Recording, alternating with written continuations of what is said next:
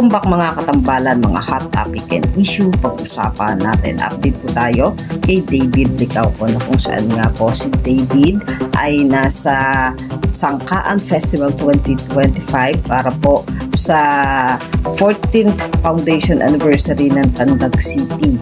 At ito nga po ay sa September 9 at makakasama nga po nitong si David, si Janela Salvador at sila nga po ay celebrity guest doon sa Sangkaan Festival. Samantalang naglabas din itong si David para naman po sa Gluta Live po na kung saan ay isa sa ini-endorse nito at ang Taho Story na kung saan ay naglabas din ng ilang mga photos at video na kung saan ay pinagmamalaki ng pambansang Ginoo ang paborito niyang bagong labas na Taho Halo-Halo na talaga namang napakagwapo ng pambansang Ginoo. Samantalang si David naman po ay maglalaro para sa Team School of Discarte at ito naman po ay sa September 17 at 18 at naman sa MOA Mall of Asia Music Hall.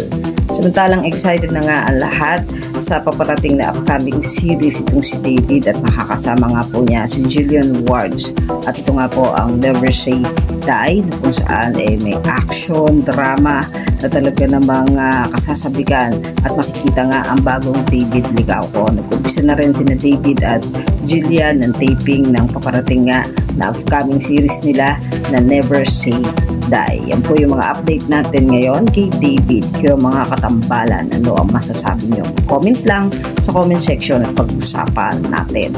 Yan ang mga hot topic and issue dito lamang sa Tambalang GK.